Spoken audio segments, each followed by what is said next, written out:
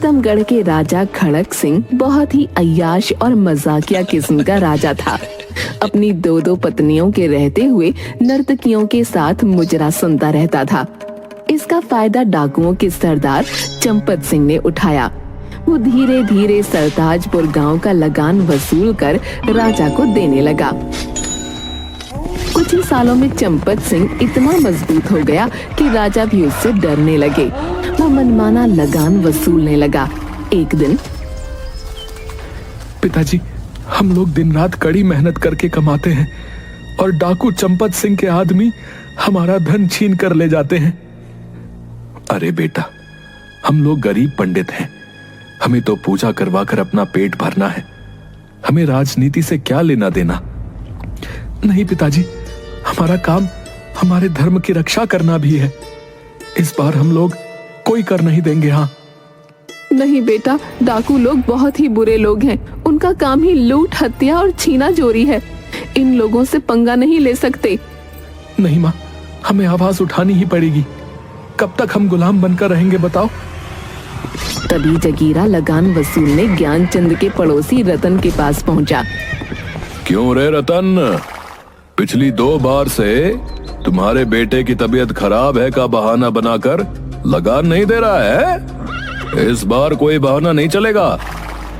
आप सही कह रहे हैं, लेकिन मेरा बेटा बंकू सही में बीमार है और इस बार भी लगान नहीं चुका पाऊंगा। रतन, मैं कुछ नहीं जानता कि तुम और तुम्हारे परिवार का क्या होगा। मुझे तो बस लगान से मतलब है, और वो तो तुम्हें देना ही पड़ेगा, चाहे तुम जी कर दो या मर कर दो। तभी बंकू को खून की उल्टी आती है। ये लो मंगलसूत्र और जाकर लाला से उधारी लेकर वैद्य जी से दवा ले आओ। जगीरा मंगलसूत्र सुनीता के हाथों से छीन लेता है। चलो, अब तक का लगान तो इससे चुक जाएगा, और हाँ, आगे से लगान के पैसे समय से देना। अभी तो मैं जा रहा हूँ, जल्दी ही दूसरा लगान लेने आऊंगा, समझे? मालिक, हमारा बच्चा मर जाएगा, मंगलसूत्र दे दो, ये मेरी सुहाग की आखिरी निशानी बची थी। मैं नहीं जानता कि कैसे क्या करोगे, हमें लगान मिल गया बस। क्या हुआ बे, एक लगान वसूलने में इतनी देरी लगाएगा तो पूरे गांव का लगान लेते लेते साल बीत जाएगा। सरदार, उसका बच्चा बीमार है और बोल रही है कि मंगलसूत्र इसके सुहाग की निशानी है। मेरा पैर पकड़े हुई है। तो तुम देख क्या रहे हो? मारो 1 लात। इन सुअरों को जितना आजादी दोगे उतना ये सर पर चढ़कर नाचेंगे। अगर पैसे नहीं है तो सुंदर काया तो है ना, कहो कि शाम को हवेली पर चली आएगी, लगान माफ कर देंगे। बंकू एक पत्थर उठाकर चंपत सिंह को मारता है। कुत्ते, मेरी माँ को गाली देता है, मैं तुम्हें नहीं छोड़ूंगा। पत्थर जाकर सीधा चंपत सिंह के सीने में लगता है। जगीरा सुनीता को जोर से एक लात मारता है और बंकू को उठाकर वहीं पटक देता है। बंकू एक बार फिर खून की उल्टी करता है। माफी मालिक, माफी। बच्चा है, माँ के बारे में गंदी बात सुनकर तैश पे आ गया मालिक। इस हरामजादे की इतनी हिम्मत कि सरदार पर पत्थर चलाया। इसको जिंदा रहने का कोई हक नहीं है।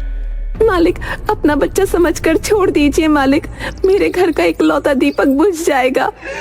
ठीक है, ओए जगीरा, छोड़ दे उसको, इसे ले चल उठाकर हवेली पे। दीपू का खून खौल जाता है।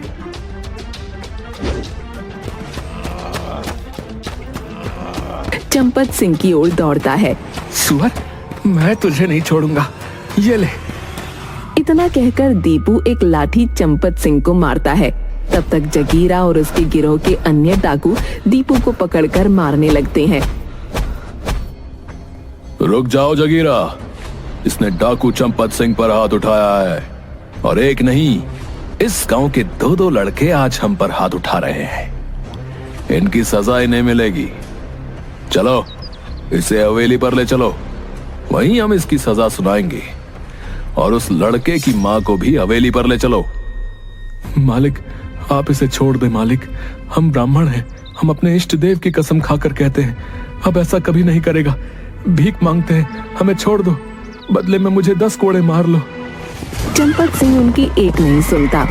दीपू और सुनीता को लेकर वो अपने अड्डे पर चले जाते हैं।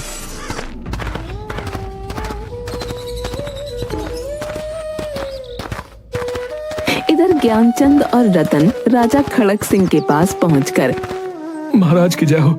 मैं सरताजपुर गांव का एक दरिद्र ब्राह्मण हूँ। मेरा बेटा दीपू और इसकी पत्नी सुनीता को डाकू चंपत सिंह और जगीरा पकड़कर अपने अड्डे पर ले गया है। साथ भेजकर उसे छुड़वा दीजिए महाराज। हाँ महाराज, मैं एक किसान हूँ। मेरा बेटा बहुत दिनों से बीमार है। मेरी पत्नी को जगीरा और चंपत सिंह उठा कर ले गए हैं। उसे वापस करवा दो महाराज। क्या कहा? डाकू चंपत सिंह? देखो, तुम तो जानते ही हो कि डाकू चंपत सिंह से हमारी सेना भी डरती है। इस मामले में मैं तुम लोगों की कोई मदद नहीं कर सकता। अगर कुछ किया तो वो मेरा तख्ता पलट कर सकता है। भाई, बेहतर होगा कि तुम लोग चंपत सिंह के पास ही जाओ, शायद उसे दया आ जाए। इधर डाकू चंपत सिंह के अड्डे पर, जगीरा, अरे इस लड़के को पहाड़ी पर ले जाकर नदी में फेंक दे और सुनीता को कल सुबह इसके गांव पर छोड़ आना। आज ये मेरे साथ रहेगी। जगीरा दीपू को ले जाकर पहाड़ी से नीचे नदी में फेंक देता है।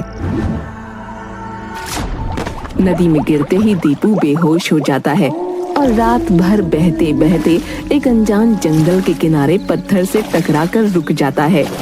तभी एक महान तपस्वी देवराज की नजर उस पर पड़ती है और वो दीपू को अपनी कुटिया में ले जाकर उपचार करते हैं। कुछ ही देर में दीपू को होश आ जाता है। मैं कहाँ हूँ? देवर्षि, आप कौन हैं? मैं तपस्वी देवराज हूँ बालक। तुम नदी के किनारे पड़े थे तो मैं तुम्हें कुटिया में ले आया। तुम कौन हो बालक, और नदी में कैसे गिर गए? देवर्षि, मैं प्रीतमगढ़ राज्य के सरताजपुर गांव का एक दरिद्र ब्राह्मण का बेटा हूँ। हमारे राजा खड़क सिंह हैं, लेकिन डाकू चंपत सिंह का आतंक हमारे गांव पर है। उसने हम सभी गांव वासियों का जीना हराम करके रखा है। दीपू तपस्वी देवराज को सारी बात बताता है। दीपू, तुमने एक निर्भीक ब्राह्मण का कर्तव्य निभाया है। हम तुम्हें वरदान देते हैं कि अन्याय के खिलाफ तुम जो भी काम करोगे उसमें सामने वाले की आधी ताकत तुम्हारे अंदर आ जाएगी। दीपू जंगलों से होता हुआ अपने गांव की ओर चल देता है, लेकिन तभी उसके सामने जंगल का राजा शेर आ जाता है। देखो शेर भैया, मुझे गांव वालों को बचाने जाना है, मुझे छोड़ दो। हाथ में आए शिकार को यूं ही जाने दूं? मुझे बेवकूफ समझा है क्या? देखो भैया, ऐसे ही मैं बहुत गुस्से में हूँ, और गुस्सा नहीं दिलवा बता रहा हूँ, नहीं तो तुम्हारे लिए ठीक नहीं होगा। अच्छा, चूहे को भी गुस्सा आता है? तुमने एक शेर को ललकारा है, अब देख तुम्हें कैसे मैं चट कर जाता हूं। देख। शेर पूरी ताकत से दीपू के ऊपर छलांग मार देता है, लेकिन दीपू पहले से ही चौकन्ना था और पूरी ताकत से अपने मुक्के को शेर के जबड़े पर दे मारता है। शेर की आधी शक्ति दीपू में आ गई थी, इसलिए शेर कुछ दूर जाकर गिरता है। शेर की दहाड़ से पूरे जंगल के जानवर इकट्ठा हो जाते हैं। दोनों में भयंकर लड़ाई शुरू हो जाती है। आखिरकार दीपू जीत जाता है और शेर हार मान लेता है। अब मुझे छोड़ दो बालक, तुम जो कहोगे हम और हमारी प्रजा तुम्हारे लिए करेंगे। तो ठीक है, तुम और सभी जंगल के जानवर हमारे गांव को डाकुओं से छुड़वाने में मदद करेंगे। ऐसा ही होगा। चील, तुम जासूसी कर बताओगी कि चंपत सिंह का गिरोह कहां पर है। जब हम चंपत सिंह से लड़ रहे होंगे तभी तुम ऊपर से पैसों की बारिश कर देना, ताकि डाकू लोग पैसे लूटने लगें और हम आसानी से उनको बंदी बना सकें। वाह, अच्छी योजना है। मुझे तो डाकुओं का भोजन भी मिल जाएगा। बंदर मामा, आप पहले से ही सभी साथियों के साथ पेड़ों पर रहेंगे। मौका मिलते ही डाकू का हथियार उठाकर भाग जाना। गजब, मुझे भी हथियार का डर नहीं रहेगा। निहत्थे डाकुओं का स्वादिष्ट भोजन, मजा आ जाएगा। कोयल बहन, तुम्हें जैसे ही कोई गड़बड़ दिखाई दे अपनी मधुर आवाज से हमें सूचित करना।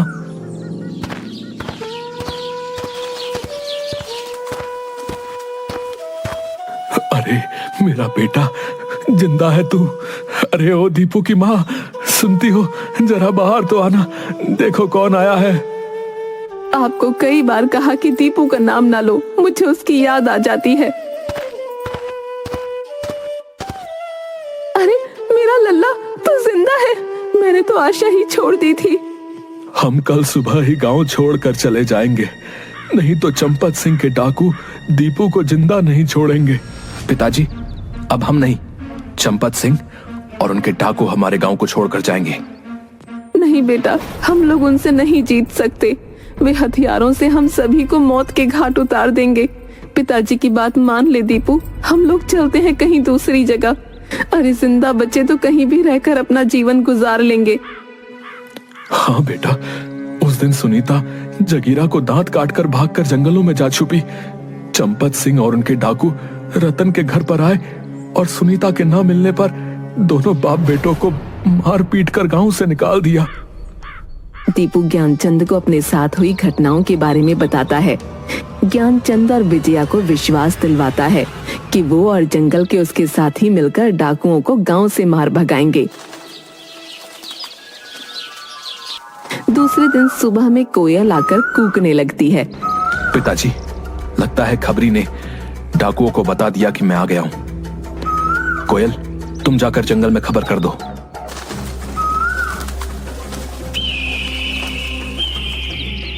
तभी चील आकर बताता है कि चंपत सिंह अपने सभी डाकुओं के साथ गांव की तरफ आ रहा है। इधर कोयल के कहने पर शेर सभी जानवरों को लेकर सरताजपुर गांव पहुंच जाता है। सभी गांव वाले घबराकर इधर उधर भागने लगते हैं। गांववासियों, जंगल से ये जानवर हमारी मदद के लिए आए हैं। आप लोग घबराएं नहीं, अपने अपने घरों में सुरक्षित रहें। बोलो बालक, अब हमें क्या करना है? सबसे पहले शेर भैया, आप लाला के घर जाकर उसे हड़का कर पैसे ले आओ और चील को दे दो। फिर सभी जानवरों के साथ छुपकर डाकुओं के आने का इंतजार करो। चलो, ये काम तो मैं यूं ही कर दूंगा। शेर जैसे ही लाला सेठ के घर में घुसता है, पूरे घर में हड़कंप मच जाता है। सारे नौकर इधर उधर भाग जाते हैं। सेठ तिजोरी छोड़कर कमरे में बंद हो जाता है। बंदर मामा जाकर उसमें से सारे पैसे लेकर एक कपड़े में बांधकर चील को दे देते हैं। तभी कोयल कूकने लगती है। चंपत सिंह जगीरा और डाकुओं के साथ वहां पहुंचता है। पंडित, हमें मालूम है कि तुम्हारा बेटा जिंदा बचकर आ गया है। चुपचाप अपने बेटे को सरदार के सामने ले आओ, नहीं तो हम तुम्हारे घर को आग लगा देंगे, समझे? मैं भी तुम ही लोगों का इंतजार कर रहा था। अरे तू क्या निकालेगा? मैंने तुम्हें बिल से निकालने के लिए जानबूझकर तुम्हारे पास खबर पहुंचवाई थी। अच्छा, तो चींटी के भी पर निकल आए। ए जगीरा, पकड़ कर लाओ उस पंडित के बच्चे को। आज सभी गांव वालों के सामने उसे जिंदा जलाएंगे, ताकि आज के बाद कोई सर नहीं उठा सके। अरे जगीरा, फिलहाल तो अपनी जान की फिक्र कर। साथियों, आक्रमण! पेड़ों पर से अचानक बंदर सारे कूदकर शोर मचाते हुए डाकुओं पर टूट पड़ते हैं और उनके हथियार लेकर पेड़ पर भाग जाते हैं। तभी सभी जानवर एकाएक डाकुओं पर आक्रमण कर देते हैं। शेर को देखकर सभी जान बचाकर इधर उधर भागने लगते हैं। तभी चील ऊपर से पैसों की बारिश कर देता है। डाकू लोग पैसा लूटने लगते हैं। अरे हरामजादों, अरे पैसा छोड़ो और युद्ध करो। शेर कई डाकुओं को घायल कर देता है और उन्हें खा जाता है। सारे डाकू मारे जाते हैं। भागता काहे कमीने? ये ले मेरा फौलादी मुक्का। मुझे छोड़ दो, मुझे छोड़ दो, ये शेर मुझे खा जाएगा। वो कुछ सोच पाता उससे पहले सारे जानवर उस पर टूट पड़ते हैं। जगीरा के साथ चंपत सिंह भी मारा जाता है। गांव वालों, सभी अपने घर से बाहर आ जाओ। सारे डाकू मारे गए। अब हमारा गांव दरिंदों से मुक्त हो गया है। सारे गांव वासी खुशी से नाचते हुए अपने अपने घरों से बाहर आ जाते हैं। राजा खड़क सिंह सरताजपुर गांव को लगान मुक्त गांव घोषित कर देता है। कुछ दिन बाद रतन भी अपने परिवार के साथ गांव वापस आ जाता है। सभी खुशी खुशी रहने लगते हैं।